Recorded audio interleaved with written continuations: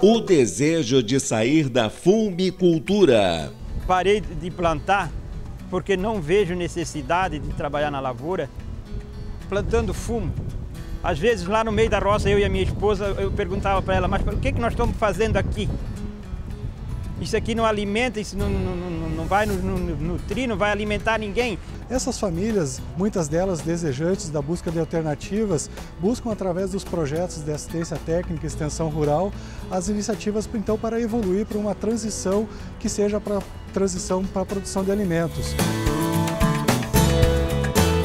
Além de incentivar uma produção diversificada. Eu fico triste quando eu vejo um produtor de fumo lá no mercado comprar uma caixinha de leite, comprar o ovo, comprar a própria cebolinha de fio. Isso não, qualquer quintalzinho você colhe, o que custa você ter, todo agricultor ter um pastinho, ter uma vaquinha, vai ter o seu próprio leite. Importante destacar que as organizações da sociedade civil, as ONGs, os governos não têm contrato privado com as famílias e sim compromisso social. E compromisso social não tem tempo determinado para existir. Por isso que cria então esse elo de ligação forte com as famílias desejantes de buscar as alternativas, possibilitando desafiar elas a evoluir num processo de transição que não tem um tempo determinado, mas tem uma meta a ser atingida. E essa meta é a família que estabelece no momento que ela começa a participar das dinâmicas de trabalho em grupo.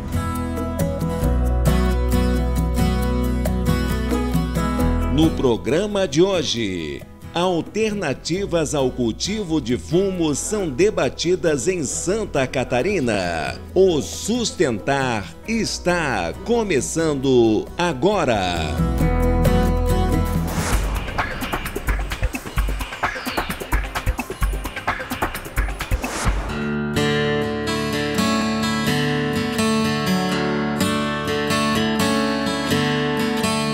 O CEPAGRO promoveu junto a organizações parceiras um debate sobre as alternativas para o cultivo de fumo.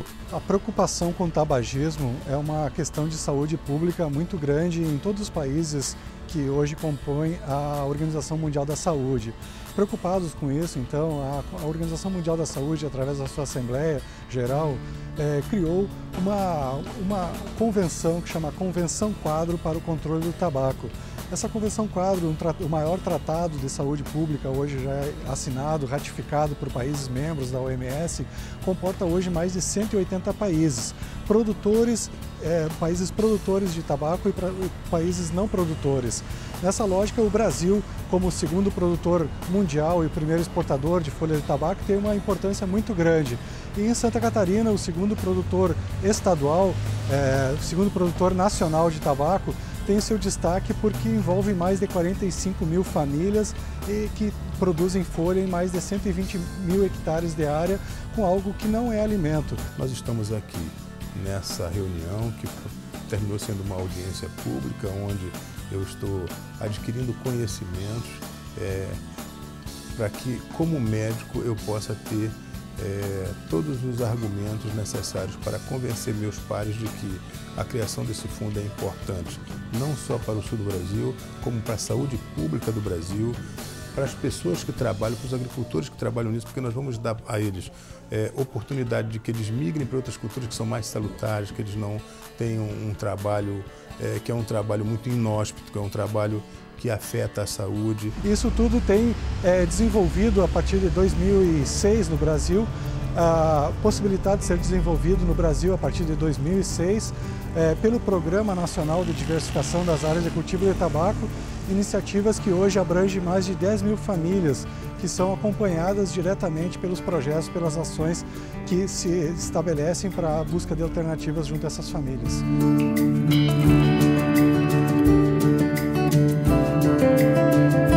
E a busca por uma transição. Dentro da dimensão dos trabalhos que são executados, há uma aliança muito forte com o setor da saúde, que de longa data já vem trabalhando as questões do tabagismo. Porém, o mundo da produção ainda é bastante desconhecido para a sociedade como um todo. Nesse sentido, criar os ambientes não só no campo, no rural, mas também nas reuniões preparatórias, nos eventos aqui como estamos na Assembleia Legislativa, tratando junto a parlamentares federais e estaduais a busca de alternativas, né? 5% dos impostos que incidem sobre a comercialização do cigarro, à exceção da exportação, porque nós temos a Lei Candir que não nos permite incidir impostos na importação. Seria assim. Mas você sabe que durante a tramitação desse projeto, que ele já tem uma tramitação muito longa e ele está parado na CCJ, é possível que ao nós começarmos a discutir com as instituições, com as entidades que estão envolvidas nesse projeto, que a gente possa fazer algumas adequações.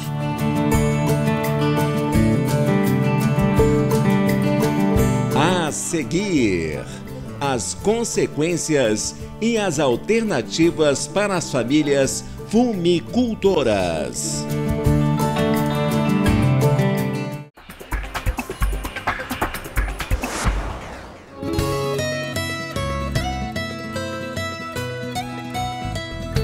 Com os danos à saúde e o êxodo rural, alternativas impulsionadas pela Cepagro vêm ampliando a produção de orgânicos por famílias que anteriormente produziam fumo. Eu plantei fumo 20 anos, para falar a verdade eu não tenho, né, mas são 20 e poucos anos a gente plantou fumo.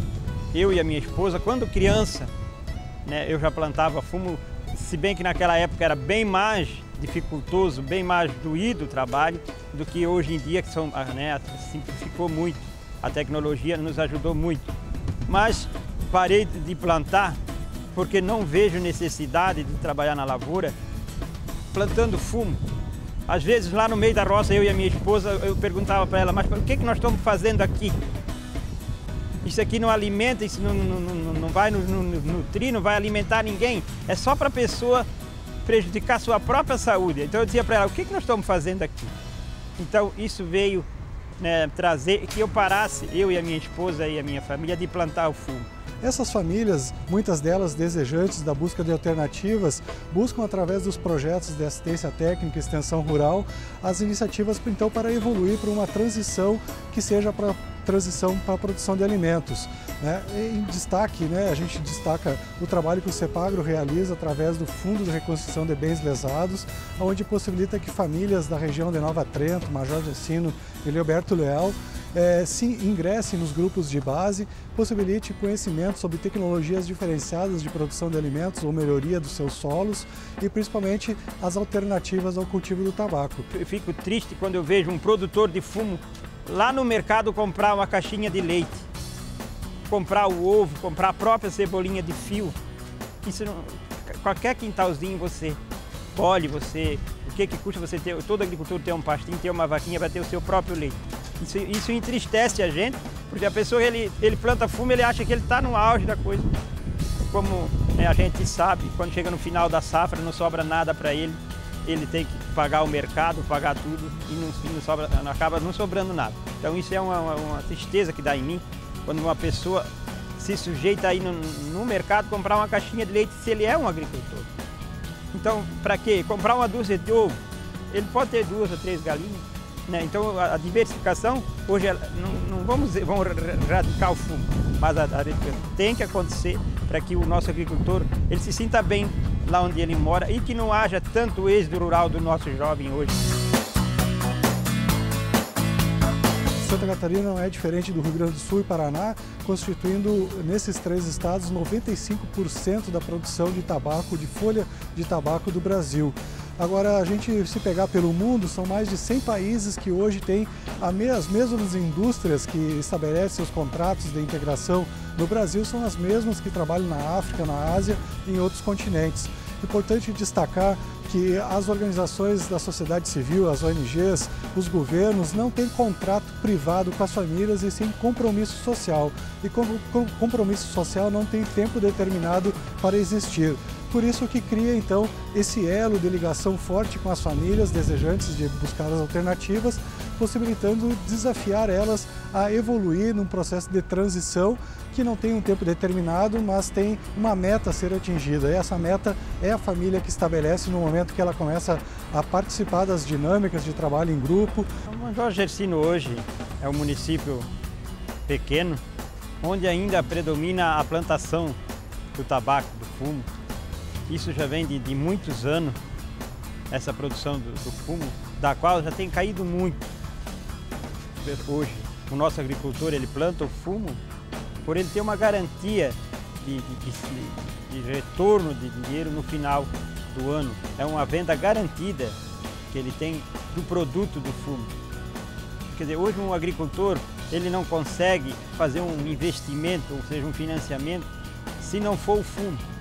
Ou seja, ele tem uma garantia ali que ele tem o produto dele vendido, ou seja, ele compra uma máquina, ele compra terreno, mas só se ele tiver o cultivo do fumo. É uma garantia de que no final do ano ele tem aquela venda dele garantida. Então é por isso que ele se agarra tanto à produção do fumo. A criação desse fundo tem duas vertentes. A primeira vertente seria se criar recursos para tratar de doenças no Sistema Único de Saúde que são universalmente aceitas como causadas pelo fumo. Te daria exemplo aqui os cânceres de orofaringe, TPOC, enfisema, alguns cânceres de pulmão, câncer de bexiga, tromboangite obliterante, enfim. Essa seria uma vertente. A outra vertente seria nós criarmos oportunidade de dar apoio tecnológico, recursos de logística, comercialização, assistência técnica para aquelas pessoas, para aqueles agricultores que hoje se dedicam unicamente à fumicultura, principalmente no sul do país.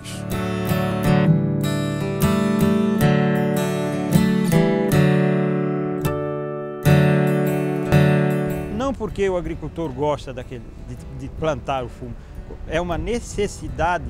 Quer dizer, para você adquirir hoje no nosso município algo de melhor para a sua família, vamos supor, uma máquina, o próprio terreno ou um carro, ele tem o fumo como o carro-chefe de tudo. Então é uma garantia, nós plantamos o fumo por causa de uma garantia de venda, ou seja, o produto, quer dizer, ele está plantando, mas ele sabe que a empresa ele já está vendido.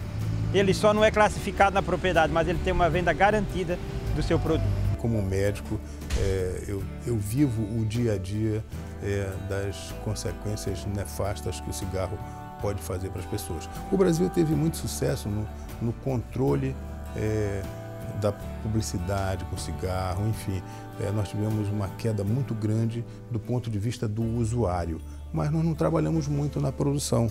Então eu acho que nós estamos tentando resgatar essa falha em todo esse programa grande que o Brasil tem investido no sentido da gente diminuir o número de fumantes e dar oportunidade para aquelas pessoas que trabalham na fumicultura para que elas passem a produzir outras culturas. Não, é uma cultura muito cansativa, muito judiada. Principalmente o nosso jovem hoje, ele deixa o pai e a mãe, ou seja, ele deixa a agricultura, né, o meio rural, porque ele se sente ali, é um trabalho muito árduo, muito cansativo e muito doloroso.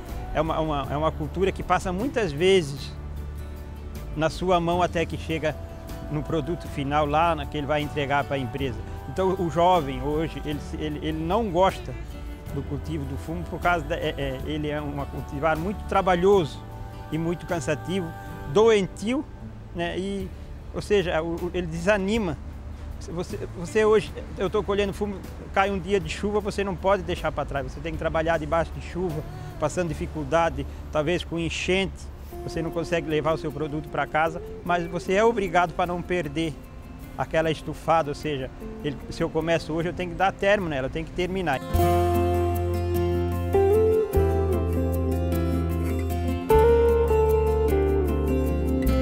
Há um importante projeto de lei que está tramitando no Congresso Nacional, que trata do Fundo Nacional da Fumicultura, um importante recurso que poderia possibilitar mais milhares de famílias tomarem a iniciativa de buscar as alternativas. Então, trazer na forma de reuniões, mesas redondas, de audiências públicas, esse assunto também estabelece um elo de ligação entre quem está produzindo, quem está acompanhando essa produção na busca de alternativas e principalmente os legisladores que incidem diretamente sobre os projetos de lei, sobre programas e iniciativas que vêm diretamente de Brasília ou de outros, do parlamento estadual ou até municipal, quando se tem iniciativas locais, regionais e nacionais. Importante que a Convenção Quadro, que é um tratado internacional, ele assegura essa participação de agricultores, de pessoas da área da saúde, de agricultores, de organizações que trabalham da sociedade civil.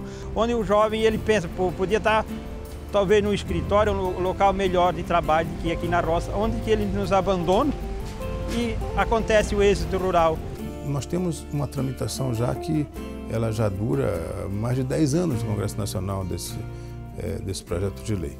Então, eu considero que isso aqui é um pontapé inicial, porque nós estamos começando a fazer as coisas como devem ser feitas, discutindo com a sociedade, discutindo com os produtores, vamos discutir com a indústria.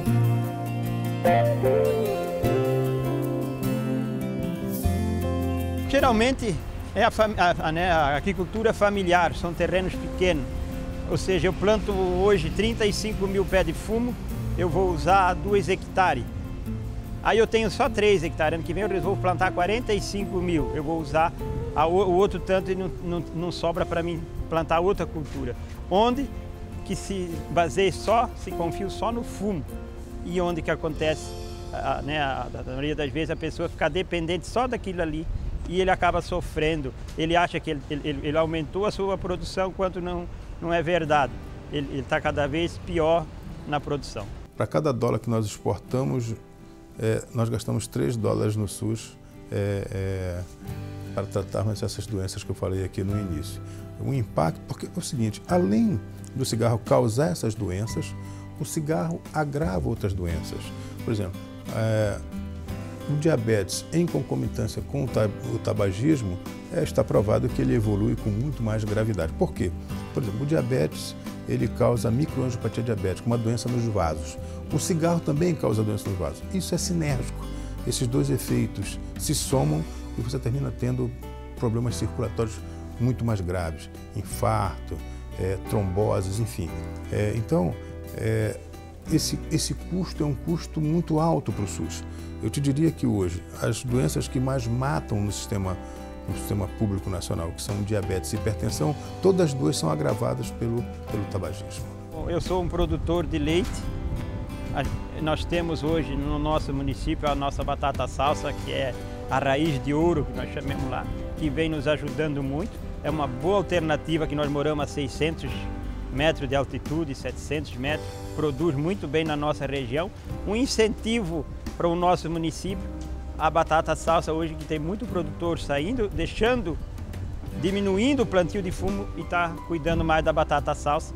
É uma alternativa que a gente encontrou, tanto a batata salsa como sou produtor de leite, cuidar melhor, se especificar, estudar melhor a questão do leite, para que a gente tenha um ganho melhor no leite para deixar definitivamente o fumo de lado.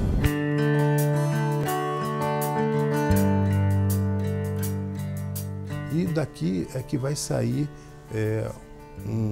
um consenso final para que a gente consiga aprovar, porque sem conversar, sem convencer os entes envolvidos, nós não conseguiríamos ir a lugar nenhum. E por isso eu não posso te adiantar, em termos nominais, o que significaria isso nessas alturas da tramitação do projeto. Temos 2 famílias ou 3, até já tem mais famílias já que estão trabalhando nos orgânicos, principalmente no que se diz respeito à banana e à uva. Então, graças a Deus, aí temos essa iniciativa do CEPAGRO e os agricultores que tomaram a iniciativa e já estão, agricultores têm até o selo já de propriedade orgânica, e a gente fica satisfeito por esse trabalho do CEPAGRO e dos agricultores que aderiram ao programa.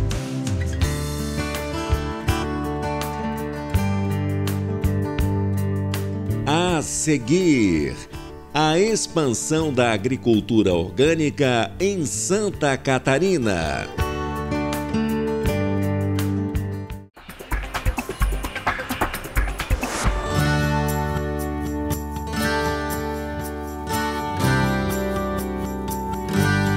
Santa Catarina já mostra a capacidade de ampliar sua produção de alimentos orgânicos.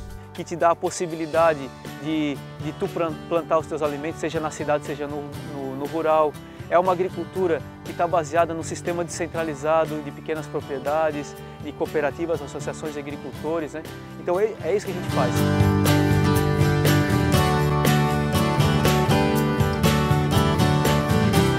Quando a gente trabalha com essas questões de produção de alimentos, a gente trabalha muito isso, que a pessoa saiba o ciclo de uma alimentação, saiba que não tem tomate o ano inteiro, saiba que o alimento ele tem um ciclo de produção e que a gente tem que conhecer desse ciclo. E se a gente não conhecer disso, a gente vai estar sempre às margens do mercado, sempre a refém do mercado. Eu acredito que nesse ponto a população está bastante ciente. Quizás seja o ponto que as pessoas têm mais claro. Esse tipo de produção convencional com agrotóxicos polui o ambiente e faz mal para a minha saúde. O orgânico, a princípio, não, né? Esse entendimento eu acho que está nas pessoas, sim. A nossa sociedade e os povos, que a gente pode chamar assim de povos originários de África, da Ásia, da América, da própria Europa, tinham o centro a natureza, né? A gente mudou a sociedade moderna ocidental para uma sociedade onde colocou o ser humano no centro, tirou a natureza e depois a gente colocou o dinheiro junto com o ser humano. E isso tudo muda a concepção do mundo. Por exemplo, como que a gente faz hoje o modelo do agronegócio? É um modelo que só pensa em dinheiro. Não pensa nos recursos naturais, não pensa na qualidade de vida, não pensa na qualidade da alimentação, vem com discursos de matar a fome, de dar acesso a todo mundo, só que são discursos mentirosos. O grande interesse deles é de dominar mercados grandes em bloco e ter lucro em cima disso e sugar todos os recursos naturais e de pessoas que se possa fazer.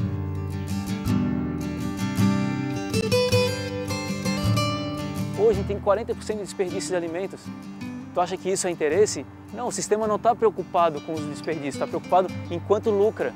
Se para lucrar tem que desperdiçar, se para lucrar tem que deixar a gente sem fome, se para lucrar tem que deixar um monte de gente doente com essa alimentação venenosa, eles vão fazer isso, não estão preocupados com as outras questões. E o que a gente está trazendo é isso, poxa, dá para a gente se alimentar, dá para ter desenvolvimento local, dá para ter sustentabilidade produzindo alimentos de forma adequada. É possível. Agora tem que mudar o sistema econômico, o sistema legislativo.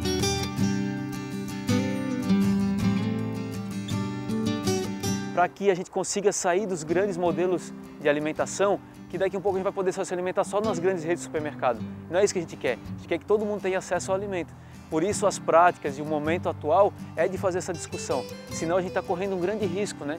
De se afastar de uma agricultura, de se afastar da capacidade de produzir alimentos e estar na mão de uma indústria da alimentação que te coloca numa situação inadequada de alimentação, né? E também coloca muita gente sem esse acesso, né? Coloca um monte de gente às margens que a gente não conhece, os povos de comunidades tradicionais, quilombolas, indígenas, pescadores, né?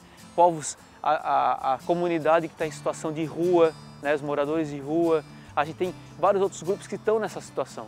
Então a gente apresentar essas propostas que colocam a alimentação através de restaurantes populares, a agricultura urbana, um acesso à alimentação adequada, é o que a gente está fazendo nesse momento. A reação das crianças é bem natural, porque justamente eles não têm uma bagagem, né?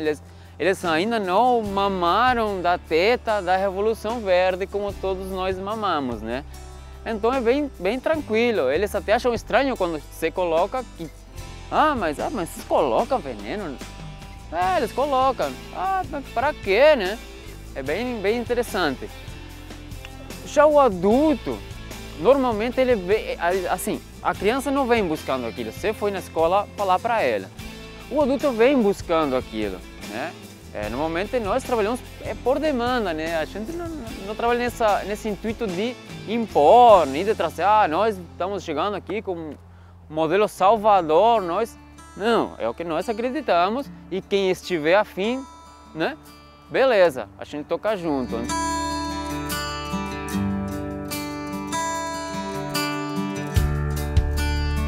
A alimentação, o acesso ao alimento, ele é uma questão central na nossa vida. É uma necessidade básica. Se alimentar, respirar e beber água é básico para viver. E essas questões, elas são muito de domínio, né, de alguma forma.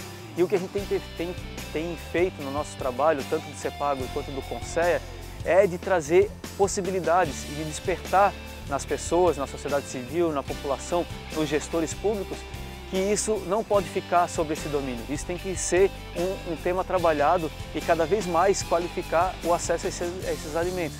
Então, a gente traz como modelo de agricultura a agroecologia,